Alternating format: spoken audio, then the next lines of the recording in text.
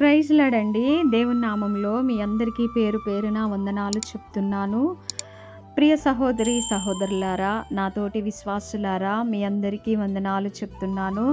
ఈరోజు నేను కొన్ని మన విశ్వాసాన్ని బలపరుచుకునే మాటలుగా నేను మాట్లాడాలని ఆశ కలిగి నేను మీ ముందుకు వస్తున్నాను.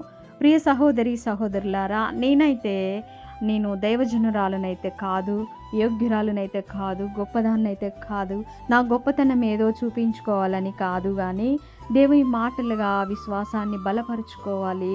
నాతోటి విశ్వాసులు ఎందరో ఉన్నారు కదా. మరి విశ్వాసంలో మనం దేవునిలో ఎలా ఉన్నామో, ఎలా వాడబడుతున్నామో, మరి ఆశ్రయదుర్గంగా చేసుకున్న దేవుని వైపు చూస్తున్నామా, శ్రమలు వచ్చినప్పుడు మరి మనుషుల వైపు చూస్తున్నామా అనే మాటల గురించి మనం ఒక విశ్వాసులంగా మాట్లాడుకుందాము. కొన్ని మాటలు, ఇది ఉపదేశం అయితే కాదు, దేవుని వాక్యం అయితే కాదు, వివరించటం అయితే కాదు, కానీ మనం విశ్వాసులం. మన విశ్వాసం ఎలా ఉంది, ఈ లోకంలో మనుషుల వైపు పరిగెత్తుతున్నామా అనే ఒక ఆలోచన కలిగి దేవునిలో ఎలా వాడబడుతున్నామనే మాటల కొరకు ఈరోజు నేను మీతో మాట్లాడాలని ఆశ కలిగి మీ ముందుకు వస్తున్నాను. మీరందరూ ఆదరిస్తారని, నా మాటలు తప్పనిసరిగా వింటారని, నన్ను ఇంకా ప్రోత్సహిస్తారని ఒక ఆశ కలిగి ఉన్నాను. నాకైతే నిజంగా ప్రియులారా, దేవుని పాత్రగా వాడబడాలనే ఒక కోరిక నాకు ఈ రీతిగా తీరుస్తారని నేను చాలా ఆశ కలిగి ఉన్నాను. ఎందుకంటే ఈరోజు నేను ఇంత బలంగా దేవుని పని చేయాలని, కొన్ని మాటలైనా విశ్వాసమైన మాటలు మన విశ్వాసులు బలపడేలా మనం మాట్లాడుకోవాలని ఈరోజు నేను రావటానికి కారణం. ఈరోజు నేను బలంగా దేవునిలో ఒక పరిచర్య వలె, ఒక మంచి మాటల ద్వారా విశ్వాసములను బలపరుచుకోవడానికి ఈరోజు నేను వస్తున్నానంటే నిజంగా మా ఆత్మీయ తండ్రి గారు, మా దైవజనుల ద్వారా ఈ రీతిగా నేను ఇంకా విశ్వాసంలో బలంగా వాడబడుతున్నాను.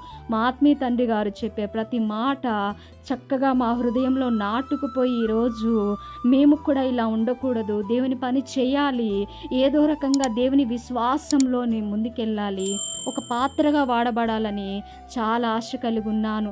మేము ఈ రీతిగా దేవునిలో ఎదగడానికి కేవలం మా దైవజనులు మాకు చెప్పే ఉపదేశము, మాకు చెప్పే వాక్యము, వారు చూపించిన బాటలో మా సంఘమంతా బలపడుతుంది. మా సంఘంలో ప్రతి ఒక్కరం కూడా చాలా బలంగా దేవునిలో వాడబడుతున్నాము. మా దైవజనులు చక్కగా మమ్మల్ని ఈ రీతిగా ఒక మంచి ఒలివ మొక్కల వలె మమ్మల్ని విస్తరింపచేయాలన్న ఉద్దేశం ఎంతగానో మాకు నచ్చింది. ఈరోజు నేను ఎందుకు ఇలా మాట్లాడుతున్నానంటే, ఓ రోజు మొత్తం ఖాళీగా ఉంటున్నాము ఇంట్లో. మరి నాలాగా ఎందరో ఉంటున్నారు, జాబ్ చేసేవాళ్ళు ఉంటున్నారు, మరి ఎన్నెన్నో బిజీ షెడ్యూల్లో ఉంటున్నారు. కానీ మనం దేవుణ్ణి ఆశ్రయదుర్గంగా చేసుకున్నాము, మన జీవితాలు నడుస్తున్నవి. కానీ మనం ఎలా ఉన్నామనేది ఒక్కసారి వెనక్కి తిరిగి చూసుకుంటే, దేవుడు మన పట్ల ఎన్నో గొప్ప కార్యాలు చేశాడు. ఎన్నో శ్రమల నుంచి ఈరోజు ఈ స్థితిలో నిలబెట్టాడు. అంటే మరి ఆయన ఎన్ని గొప్ప కార్యాలు చేశాడు. మనం మరచిపోయినా కూడా మరవని గొప్ప దేవుణ్ణి మనం నమ్ముకుని ఉన్నప్పుడు, మరి దేవుని నామాన్ని దూషణ పాలు చేసేవారంగా ఉన్నామా, దేవుని ఆత్మను దుఃఖపెట్టేవారంగా ఉన్నామా? ఒక్కసారి నేను ఈరోజు పరీక్షించుకోవాలి. మన విశ్వాసం ఎలా ఉంది? మనకు ఆశ్రయదుర్గంగా చేసుకున్న దేవుని వైపు చూస్తున్నామా? ఈ లోక శ్రమలు వచ్చినప్పుడు మరి మనుషుల వైపు చూస్తున్నామా? ఒకసారి నీవు కానీ నేను కానీ గమనించుకోవాలా ప్రియులారా. ఈరోజు నేను ఈ మాటలుగా మీ ముందుకు వస్తున్నాను. నన్ను ప్రోత్సహిస్తారని, ఇంకా నన్ను ఆదరిస్తారని ఆశ కలిగి కొన్ని విశ్వాసమైన మాటలు మనం మాట్లాడుకుందాము. నేను సేవిస్తున్న దేవుడు ఉత్తముడు. ఎంత గొప్ప దేవుడంటే, నీ శ్రమలలో నీకు తోడుగా, అండగా, సహాయకుడిగా, ఆశ్రయముగా నిలబడే దేవుడు.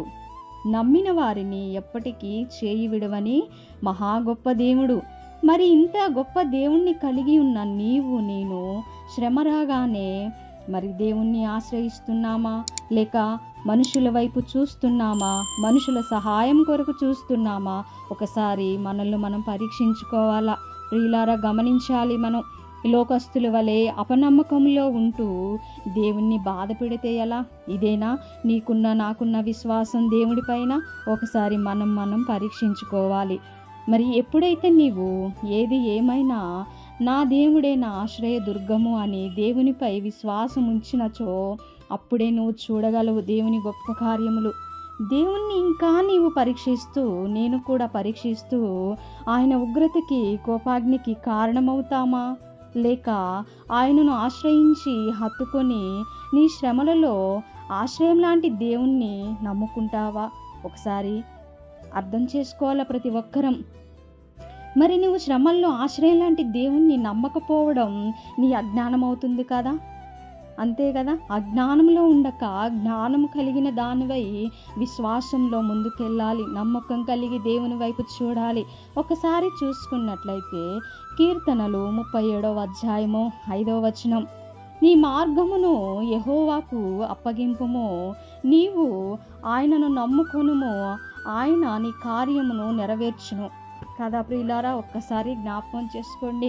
అలాగే కీర్తనలు 118 8వ అధ్యాయము, మనుషులను నమ్ముకొనుట కంటే యెహోవాని ఆశ్రయించుట మేలు, రాజులను నమ్ముకొనుట కంటే యెహోవాను ఆశ్రయించుట మేలని దేవుడు మనతో వాక్యం ద్వారా మాట్లాడుతున్నాడు కదా. ఆయన యందు నమ్మకించిన వారిని, నిన్ను నన్ను చూస్తున్నాడు కదా. మరి నువ్వు ఏ రీతిగా ఉన్నావు, దేవుణ్ణి ఏ రీతిగా ఎరిగి ఉన్నావు అని దేవుడు మనల్ని చూస్తూనే పరీక్షిస్తూనే ఉన్నాడు. నీవు నీ ఆశ్రయదుర్గంగా చేసుకున్నావా అని ఒకసారి గమనించుకో. నువ్వు ఎలా ఉన్నావంటే, ఈరోజు మనుషుల వైపు ఆధారపడే రీతిగా, కష్టం వచ్చినప్పుడు దేవుని వైపు చూడకుండా మనుషుల దగ్గరికి పరిగెత్తే రీతిగా నీవు నేను ఉన్నాము. ఒకసారి మనం పరీక్షించుకొని దేవుని వైపు చూసేవారముగా ఉండాలి. దేవుని నామాన్ని దూషణ పాలు చేసే రీతిగా ఉండకుండా, దేవుని దుఃఖపెట్టే రీతిగా ఉండకుండా మనం దేవుని వైపు చూసే వారంగా మన విశ్వాసాన్ని బలపరుచుకోవాలి. నీకు ఆశ్రయదుర్గముగా ఉండి అతిశయాస్పదముగా ఉన్న ఖచ్చితంగా నీతో ఉంటానని సెలవిచ్చిన దేవుడు కనుక ప్రియులారా, విశ్వాసములో ఏ రోజు కూడా సడలిపోవద్దు. ఇకనైనా నా శ్రమ ఏదైనా ఆశ్రయదుర్గమైన నా దేవుణ్ణి నమ్ముతాను, కానీ మనుషులను వంచే మనుషులను నమ్మనని నీవు తీర్మానం చేసుకున్నప్పుడు, నీవు నీ ఆత్మని దేవునికి అప్పగించినప్పుడు, అప్పుడు నీ దేవుడు నిన్ను రక్షిస్తాడు. నిన్ను విడువని ఎడబాయిని దేవుడు నీకెల్లప్పుడూ ఆశ్రయదుర్గముగా ఉంటాడు. ప్రియులారా, ఒక్కసారి జ్ఞాపకం చేసుకోండి. ఈరోజు మొదటిసారిగా కొన్ని విశ్వాసమైన మాటలు నేను మీతో మాట్లాడుతున్నాను.